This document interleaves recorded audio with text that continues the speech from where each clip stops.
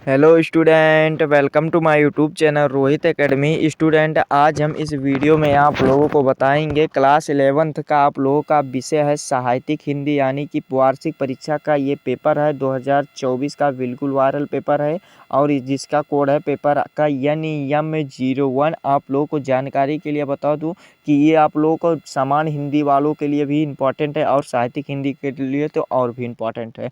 यानी कि इसमें क्वेश्चन आप लोगों का वार्षिक परीक्षा में जरूर सभी क्वेश्चन पूछे जाएंगे और ये बिल्कुल वायरल पेपर, एक एक क्वेश्चन का आंसर बताएंगे। 100 में 100 नंबर यहाँ से कंप्लीट कराएंगे। बस वीडियो के अंत तक बने रहिएगा धैर्य बना करके। और चलिए बिना देरी के शुरू करते हैं। इस पेपर का हम संपूर्ण हल के साथ इस वीडियो में बताएंगे एंड समझाएंगे। ये 2024 का बिल्कुल वायरल पेपर है और सभी स्कूल में यहीं से पेपर क्वेश्चन पूछा जा रहा है। ठीक, चलिए बिना देरी के शुरू करते हैं। खंड का यहाँ से हमारा स्टार्ट होता है, जिसमें से पहला क्वेश्चन दिया गया है कि महावीर, देखिए क्या दिया गया है, महावीर प्रसाद द्विवेदी को किस संस्था ने आचार्य की उपाधि से सम्मानित किया था, ये हमें बताना है। हमारा ऑप्शन क्या क्या दिया गया है, देखिए आप लोगों को बता दें। इसमें पैटर्न में 30 MCQ पूछे गएंगे, 30 MCQ पूछेंगे और 70 नंबर का आप लोगों का ये वर्णनात्मक प्रश्न पूछेंगे। ये भी यही इसी समय जान लीजिएगा। ठीक, ये 2024 का बिल्कुल वायरल पेपर है। और हमारा ऑप्शन क्या दिया गया है, चलिए फिर से अपने टॉपिक पर आते हैं। हमारा ऑप्शन दिया गया है कि हिंदी साहित्य सम्मेलन पर मतलब सभा उपाधि में सम्मानित किए गए थे, या नागरिक प्रचारित सभा के, और या संपूर्णानंद विश्वविद्यालय के, या केंद्रीय शिक्षा संस्थान के, किसमें सम्मानित किए गए थे। तो ये हिंदी साहित्यिक सम्मेलन में सम्मानित किए गए थे, यानी कि आ वाला हमारा सही आंसर हो जाएगा। ठीक, फिर देखिए दूसरा क्वेश्चन क्या दिया गया है कि रानी केतकी की कहानी के लेखक कौन है। रानी केतकी की कहानी के लेखक इंशाअल्लाह खान है, यानी कि हमारा ये आ वाला ऑप्शन सही हो जाएगा। ठीक, फिर अगला क्वेश्चन देखिए क्या दिया गया। अगला क्वेश्चन जो दिया गया है, 84 वैष्णवन की वार्ता के लेखक कौन है, तो गोकुलनाथ जी हैं, यानी कि बा वाला ऑप्शन इसका भी राइट हो जाएगा। ठीक, फिर अगला क्वेश्चन चौथा दिया गया, यानी कि 4 वाला क्वेश्चन दिया गया कि काशी नागरिक प्रचारित सभा की स्थापना किसने की थी, तो ये बाबू श्याम सुंदर दास जी ने की थी, यानी कि हमारा कौन सा बा वाला ऑप्शन हमारा सही हो जाएगा। ठीक, फिर अगला क्वेश्चन 5वें पर आते हैं। 5वां क्वेश्चन पूछा गया है कि फोर्ट विलियम कॉलेज कहाँ स्थित है, यानी कि फोर्ट विलियम कॉलेज कहाँ स्थित है। ये कह सकते हैं कोलकाता भी कह सकते हैं, कभी कभार ऑप्शन में कोलकाता भी दे देता है, कभी कभार कलकत्ता भी देता है, कलकत्ता। तो हमारा यही बा वाला ऑप्शन सही हो जाएगा। ठीक, फिर 6 वाला क्वेश्चन दिया गया, आदिकाल की वीर गाथा काल नामकरण किया यानी कि किसने किया, हमें यह बताना है। इसमें देखिए नामकरण किसने किया था, हमें यह बताना है। तो आदिकाल को वीर गाथा काल किसने नामकरण करके बदल दिया, जैसे नाम बदल देते हैं, जैसे जिले का प्रदेश का नाम बदल देते हैं, वैसे इसका भी काल जो समय था वो उसका भी नाम बदल दिए थे। तो कौन बदले थे, इसका जो सही आंसर आप लोग का हो जाएगा आचार्य रामचंद्र शुक्ल जी ने बदल दिए थे, यानी कि हमारा कौन सा सही आंसर हो जाएगा, सा वाला 6 का राइट आंसर हो जाएगा। ठीक, फिर अगला क्वेश्चन देखिए क्या दिया गया है कि कठिन काव्य का प्रेत कहलाते हैं, यानी कि कठिन काव्य के प्रेत क्या कहलाते हैं, हमें यह बताना है। तो इसका जो सही आंसर हो जाएगा केशवदास जी कहलाते हैं, यानी कि हमारा बा वाला ऑप्शन सही हो जाएगा। फिर अगला क्वेश्चन दिया गया है दिनकर को ज्ञानपीठ पुरस्कार मिला था, यानी कि दिनकर को ज्ञानपीठ का पुरस्कार किस में मिला था, यानी कि किसके द्वारा मिला, तो उर्वशी पर मिला था, यानी कि इसी पर मिला था। सा वाला ऑप्शन मिलेकर हो जाएगा राइट। और देखिए बाबू एक क्वेश्चन और पूछा जाता है कि रामधारी सिंह दिनकर को ज्ञानपीठ का पुरस्कार कब मिला था, तो ये 1972 को मिला था। कब मिला था, 1972 को मिलेगा। सन भी याद कर लीजिएगा आप लोग अच्छे तरीके से। फिर अगला क्वेश्चन 9वां क्वेश्चन दिया गया कि तार सप्तक का प्रकाशन वर्ष है, यानी कि तार सप्तक का प्रकाशन वर्ष क्या है, हमें यह बताना। तो इसका जो सही आंसर हो जाएगा 1943 क्या हो जाएगा, इसका राइट आंसर क्या हो जाएगा 1943, यही हमारा आ वाला ऑप्शन सही हो जाएगा। ठीक, फिर अगला क्वेश्चन देखिए क्या दिया गया है। 10वां क्वेश्चन दिया गया है कि निम्नलिखित में से कौन सी रीतकाल का कवि है, हमें यह बताना है। तो रीतकाल के कवि कौन है, हमें यह बताना है। तो इसका जो सही आंसर हो जाएगा महाकवि भूषण जी हैं, यानी कि हमारा कौन सा आ वाला ऑप्शन हमारा राइट हो जाएगा। ठीक, फिर अगला क्वेश्चन देखिए, अगले यहाँ से हमारा एक पेज इंड होता है और जो दूसरे पेज में पेपर आप लोगों का आएगा इसी प्रकार से आएगा। दूसरे पेज में ये क्वेश्चन देंगे, देखिए इसमें निम्नलिखित प्रश्नों का सही उत्तर देना है, हमें ये वाला भी विकल्प है। तो इसमें 11 वाला क्वेश्चन दिया गया है कि रहीमन पानी राखिए बिन पानी को सून, और पानी उबरे ना पानी गए ना उबरे मोती मानुष चून में अलंकार है, यानी कि इसमें कौन सा अलंकार है, हमें यह बताना है। तो इसका जो राइट आंसर आप लोगों का सही आंसर हो जाएगा, इसमें बाबू सलेश अलंकार है, यानी कि आ वाला हमारा सही आंसर हो जाएगा। ठीक, फिर अगला क्वेश्चन देखिए क्या दिया गया है। 12 वाला क्वेश्चन दिया गया है कि सूर्य अरुण अगरान की शोभा बर्तन वारन न जाए। उपयुक्त में काव्य पंक्तियाँ में रस है, यानी कि इसमें कौन सा रस है, तो इसमें रस की बात की जा रही है। तो इसमें जो रस है वतलासे रस है, यानी कि हमारा बा वाला ऑप्शन सही हो जाएगा। ठीक, फिर अगला क्वेश्चन देखिए क्या दिया गया है कि भक्ति रस का ऐसे भक्ति रस का स्थायी भाव होता है, यानी कि भक्ति रस का स्थायी भाव क्या होता है, तो भक्ति रस का जो स्थायी भाव होता है वो विषयक के रत होता है, यानी कि दा वाला ऑप्शन हमारा इसका भी राइट हो जाएगा। फिर अगला क्वेश्चन दिया गया 14 वाला क्वेश्चन दिया गया, जहाँ उपमान के अभाव में उपमेय को एक ही उपमान मान लिया जाता है वह अलंकार होता है, यानी कि वह कौन सा अलंकार होता है हमें यह बताना है। तो इसका जो सही आंसर हो जाएगा रूपक अलंकार होता है, यानी कि हमारा आ वाला ऑप्शन सही हो जाएगा। फिर अगला क्वेश्चन 15 वाला दिया गया है कि ब्राह्मण छंद में कुल मात्राएं होती है, यानी कि ब्राह्मण छंद में कुल कितनी मात्राएं होती है, तो बाबू 38 मात्राएं होती हैं। कैसे 38 मात्राएं होती है, देखिए पहले और तीसरे में कितनी कितनी 17 मात्राएं होती हैं, और 17 मात्राएं होती हैं, और दूसरे और चौथे में कितनी 7 मात्राएं होती हैं। टोटल ऐड कर देंगे तो 38 मात्राएं हमारे आ जाएंगी, यानी कि इसका जो राइट आंसर हो जाएगा सा वाला हमारा सही आंसर हो जाएगा। फिर अगला क्वेश्चन 16 वाला दिया गया है कि रगड़ की सही सूत्र है, यानी कि रगड़ का सही सूत्र क्या है, तो यही सा वाला हमारा सही आंसर हो जाएगा। इसमें एक ही मात्रा दिया गया है, यानी कि एक का वो बना है, यानी कि हमारा आ वाला ऑप्शन सा वाला ऑप्शन सही हो जाएगा। ठीक, फिर अगले क्वेश्चन की ओर बढ़ते हैं। अगला क्वेश्चन देखिए क्या दिया गया, 17 वाला क्वेश्चन दिया गया कि भावुक का संधि विच्छेद है, यानी कि भावुक का संधि विच्छेद क्या होता है, तो इसका जो सही आंसर आप लोगों का हो जाएगा ये सा वाला ऑप्शन राइट हो जाएगा। भाव प्लस उक हो जाएगा, यानी कि सा वाला हमारा सही आंसर हो जाएगा। फिर अगला क्वेश्चन 18 वाला दिया गया कि झलम प्लस झुस झस संधि है, यानी कि इसका संधि क्या होता है, तो इसका संधि जो होता है लब्धम होता है, यानी कि आ वाला हमारा सही आंसर हो जाएगा। फिर अगला क्वेश्चन दिया गया 19 वाला कि सज्जन का संधि विच्छेद होता है, तो सज्जन का संधि विच्छेद जो होता है सत प्लस जन होता है, यानी कि सत धन क्या होता है जन होता है, सा वाला इसका भी राइट आंसर हो जाएगा। ठीक, भी चलिए अगले क्वेश्चन की ओर बढ़ते हैं। अगला क्वेश्चन हमारा वो 20 वाला 20 वाला कहा है कि प्रतिग्रह में प्रयुक्त समास है, यानी कि इसमें कौन सा समास है, तो इसमें कर्मधारय समास है, यानी कि हमारा बा वाला ऑप्शन इज राइट हो जाएगा। ठीक, फिर अगला क्वेश्चन देखिए क्या दिया गया 21 वाला कि कृष्ण में कौन सा समास है, कृष्णा में में कौन सा समास है हमें ये बताना है, तो इसमें समास की बात कर रहा है, तो इसका जो सही आंसर आप लोगों का हो जाएगा इसमें द्वंद्व समास है, यानी कि हमारा बा वाला इसका भी सही आंसर हो जाएगा। फिर अगला क्वेश्चन 22 वाला दिया गया है, क्या दिया गया है देखिए 22 वाला क्वेश्चन दिया गया है कि इदम पुल्लिंग का तृतीय बहुवचन का रूप है, तो इसका क्या रूप है हमें यह बताना है, तो इसका जो सही आंसर हो जाएगा हमारा आ वाला हो जाएगा, इविम हो जाएगा, यानी कि हमारा आ वाला ऑप्शन इसका राइट हो जाएगा। 23 वाला क्वेश्चन दिया गया नमन शब्द का सप्तमी विभक्ति बहुवचन का रूप है, यानी कि इसका बहुवचन का रूप क्या है, तो नमनी हो जाएगा, यानी कि दा वाला इसका राइट आंसर हो जाएगा। फिर अगला क्वेश्चन देखिए 24 वाले क्वेश्चन की ओर बढ़ते हैं। 24 वाला क्वेश्चन पूछा गया नी धातु लोट लकार मध्य पुरुष द्विवचन है, यानी कि इसका द्विवचन क्या है, यानी कि देखिए लोट लकार पूछ रहा है और इसका मध्य पुरुष बताना है और द्विवचन का रूप क्या है, तो इसका जो सही आंसर आप लोगों का हो जाएगा 24 का जो राइट आंसर हो जाएगा बा वाला हो जाएगा, नैतम हो जाएगा, यानी कि हमारा बा वाला ऑप्शन सही हो जाएगा। ठीक, फिर अगला क्वेश्चन देखिए क्या दिया गया है। अगला क्वेश्चन जो दिया गया है 25 वाला कि द धातु लिट लकार प्रथम पुरुष द्विवचन का रूप है, तो ये किसका रूप है हमें यह बताना है, तो इसका जो सही आंसर हो दस्यत हो जाएगा, यानी कि आ वाला हमारा इसका भी राइट आंसर हो जाएगा। फिर अगला क्वेश्चन देखिए 26 वाला जो दिया गया है कि प्रथम शब्द में प्रत्यय होगा, यानी कि इसमें प्रत्यय कौन सा है हमें यह बताना है, तो इसका जो सही आंसर हो जाएगा इसका जो राइट आंसर हो जाएगा यथ हो जाएगा, यानी कि आ वाला हमारा सही आंसर हो जाएगा, सॉरी सा वाला ऑप्शन हमारा राइट हो जाएगा। ठीक, यही इसी पर टिक कर देंगे, यही राइट माना जाएगा।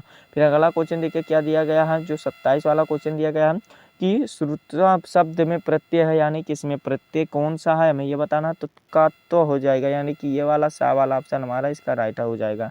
ठीक, फिर अगला क्वेश्चन 28 वाला दिया गया है कि स्वस्थ यानी कि कल्याण शब्द में योग में कौन सी विभक्ति होती है, यानी कि इसमें कौन सी विभक्ति है हमें ये बताना है, तो बाबू इसमें चतुर्थी विभक्ति है, यानी कि हमारा दा वाला ऑप्शन इसका राइट हो जाएगा। फिर 29 वाला जो क्वेश्चन पूछा गया यानी कि अलम यानी कि समर्थ शब्द में प्रयोग कौन सी विभक्ति का प्रयोग होता है, तो इसमें विभक्ति की पूछ रहा, तो इसमें तृतीय विभक्ति का प्रयोग हुआ, यानी कि सा वाला हमारा इसका भी राइट आंसर हो जाएगा। ठीक, फिर अगला क्वेश्चन देखिए क्या पूछा गया गया है 30 वाला क्वेश्चन पूछा गया है कि क्या पूछा गया है कि जिस अंग में विकार होने के शरीर विकृत दिखाई दे उस विकार युक्त अंग में कौन सी विभक्त होती है, हमें यह बताना है। तो इसका जो सही आंसर होगा तृतीया विभक्ति होती है, यानी कि सा वाला हमारा ऑप्शन राइट होगा। बाबू यहाँ से आप लोग का 30 नंबर हो गया कंप्लीट, और आगे भी कंप्लीट कराएंगे, बस वीडियो के अंत तक बने रहिएगा।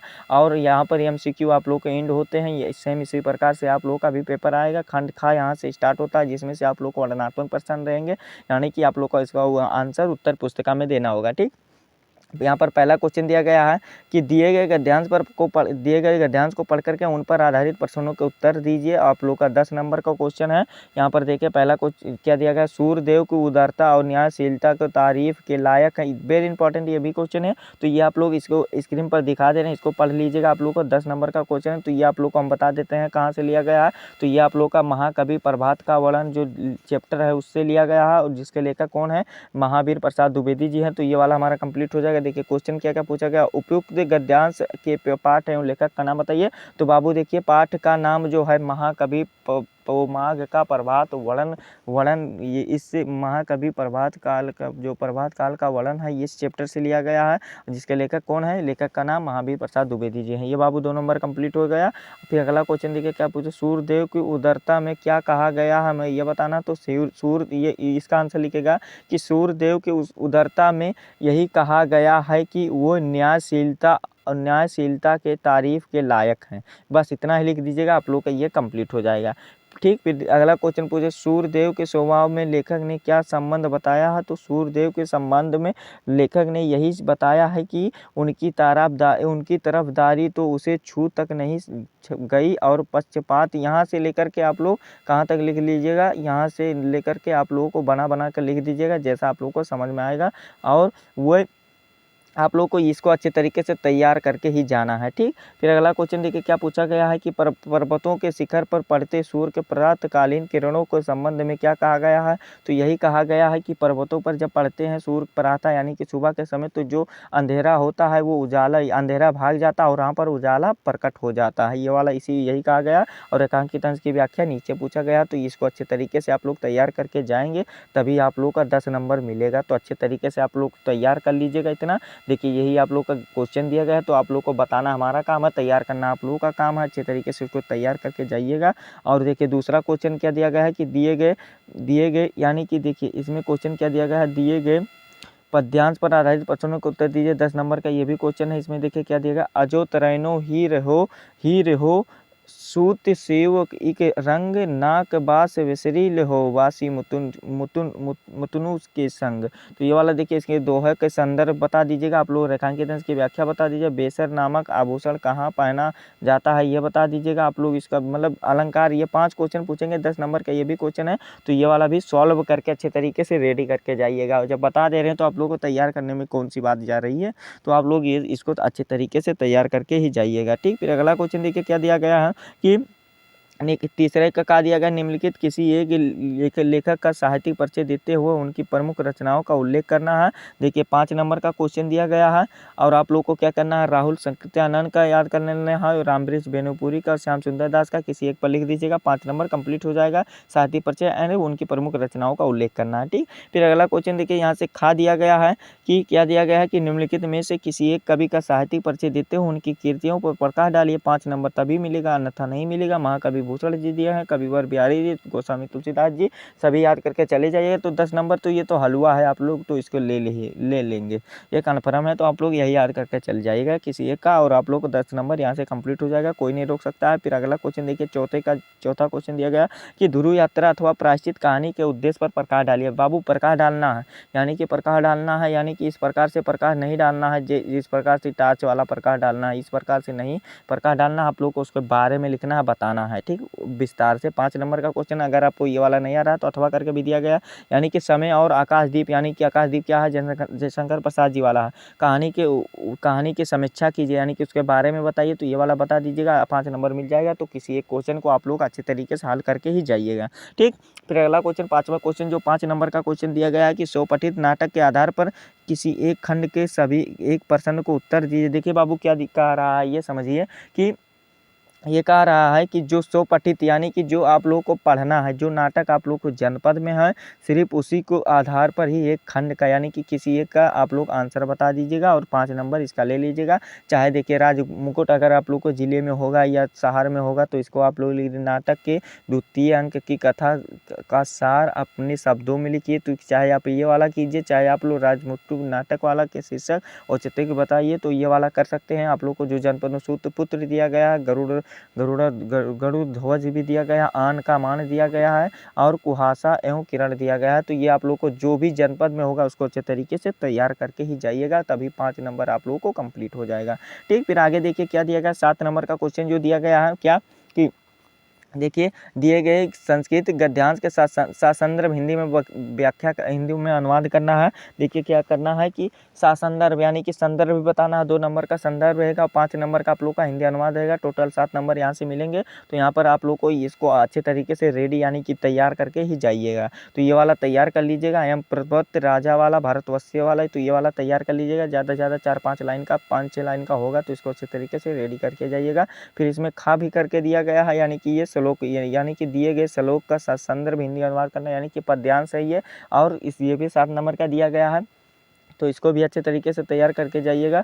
और इसमें देखिए अथवा करके इसमें दे दिया गया है आप लोगों को। देखिए चाहे आप ऊपर वाला कीजिए चाहे नीचे वाला कीजिए, किसी एक को करना है तो अच्छे तरीके से इसको करना है और किसी एक को कर दीजिएगा। 7 नंबर यहाँ से आप लोग कंप्लीट हो जाएंगे। ठीक, कंप्लीट हो जाएगा। ठीक, फिर अगला क्वेश्चन देखिए 7वां क्वेश्चन दिया गया है क्या कि निम्नलिखित में से किन्हीं 2 प्रश्नों का उत्तर संस्कृत में 2, 5 तभी 4 नंबर मिलेगा यानी कि 2-2 नंबर का एक क्वेश्चन रहेगा। टोटल आप लोगों का 4 नंबर मिल जाएगा यहाँ से। ठीक, फिर देखिए क्या दिया गया है। चतुर्थेन चौरड़े की किम यानी कि प्रश्नों का उत्तर संस्कृत में देना है। तो आप लोग इसको 2 को तैयार करके चले जाइएगा और आप लोग का 4 नंबर यहाँ से कंप्लीट हो जाएगा।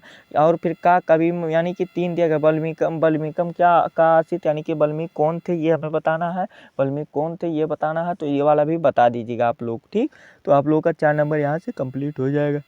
फिर अगला क्वेश्चन देखिए क्या दिया गया है कि 8वां क्वेश्चन में दिया गया है कि निम्नलिखित विषयों में से किसी एक विषय पर क्या करना है, अपने भाषा शैली पर निबंध लिखिए, तभी आप लोग को 8 नंबर दिया जाएगा। तो आप लोग किसी एक पर तैयार करके चले जाइएगा और एक पर लिख दीजिएगा, 8 नंबर लेकर के आ जाइएगा इसमें। ठीक, फिर देखिए क्या दिया गया है, ऑप्शन देख लेते हैं। स्वच्छता अभियान दिया गया है, इंटरनेट दिया गया है और भारत में बेरोजगारी की समस्या दिया गया है। आप लोग जानते होंगे भारत में बेरोजगारी कितनी वो है समस्या है। और देखिए स्वच्छता अभियान वाला भी स्वच्छता अभियान वाला भी बता दीजिएगा। तो आप लोग को जो समझ में आएगा वो कर लीजिएगा अच्छे तरीके से। किसी एक पर निबंध आप लोग पहले से ही आप लोग घर पर ही इसको तैयार करके पेपर देने जाइएगा। ठीक, फिर अगला क्वेश्चन देखिए क्या दिया गया। जो 9वां क्वेश्चन हमारा दिया गया है, देखिए क्या दिया गया है कि निम्नलिखित में से किन्हीं 2 का संस्कृत में अनुवाद कीजिए, तभी आप लोगों को 3 नंबर दिया जाएगा। यानी कि संस्कृत में अनुवाद करने के लिए कह रहा है कि चाहे आप यानी कि 2 को कीजिएगा 3 नंबर मिलेगा। यानी कि 1.5 नंबर का यानी कि 1.55 नंबर यानी कि 1 और आधा नंबर का एक क्वेश्चन रहेगा। और यहाँ पर सरोवर स्वच्छ जल से युक्त है, तो ये वाला चेक कीजिए। नगर के चारों ओर वृक्ष थे, तो चाहे आप ये वाला कीजिए। चाहे आप भगवान श्री कृष्ण योगेश्वर थे, चाहे ये वाला कीजिए, तभी आप लोग को 3 नंबर यहाँ से मिलेगा। तो देखिए आप लोग किसी एक पर कर दीजिएगा और मतलब किसी 2 पर कर लीजिएगा, 3 नंबर यहाँ से भी कंप्लीट हो जाएगा। ठीक, तो ये देखिए आप लोग का बिल्कुल वायरल पेपर है। अगर आप लोग को इस पेपर को अच्छे तरीके से तैयार करते हैं, समझते हैं, आप लोग दिमाग में मेंशन कर लेते हैं, तो आप लोग पक्का है कि 100 में 100 नंबर कोई नहीं रोक सकता है। हिंदी में अच्छा प्रदर्शन कर सकते हैं पेपर में। वार्षिक परीक्षा यानी कि ईयरली एग्जामिनेशन 2024 के परीक्षाओं में अच्छा प्रदर्शन कर सकते हैं। और ये जितने भी क्वेश्चन बताए हैं ये सामान्य हिंदी वालों के लिए भी इंपॉर्टेंट है, कक्षा 11 के लिए और साहित्यिक हिंदी वालों के लिए भी इंपॉर्टेंट, जो वेरी वेरी इंपॉर्टेंट है। ठीक, तो अच्छे तरीके से आप लोग को समझा दिए हैं। आप लोगों का यही पेपर था और हमारा ये वीडियो आप लोगों को कैसा लगा है कमेंट करके ज़रूर बताइएगा। अगर आप हमारे चैनल पर नए हैं तो चैनल को सब्सक्राइब कर दीजिएगा, बेल आइकन को भी दबा दीजिएगा। और इस वीडियो को क्लास 11th के जितने भी स्टूडेंट हैं उनके पास ज़रूर शेयर कर दीजिएगा अधिक से अधिक, ताकि क्यों शेयर कर दीजिएगा, ताकि वो भी इस पेपर को देख सके और अपने एग्ज़ाम में भी अच्छा नंबर ला सकें। ठीक, तो आप लोगों को यही काम करना है कि क्लास 11th के जितने भी बच्चे हैं स्टूडेंट हैं उनके पास अधिक से अधिक शेयर ज़रूर कर दीजिएगा। ठीक, चलिए मिलते हैं आप लोगों से नेक्स्ट वीडियो में नेक्स्ट टॉपिक के साथ। तब तक के लिए जय हिंद, जय भारत, वंदे मातरम।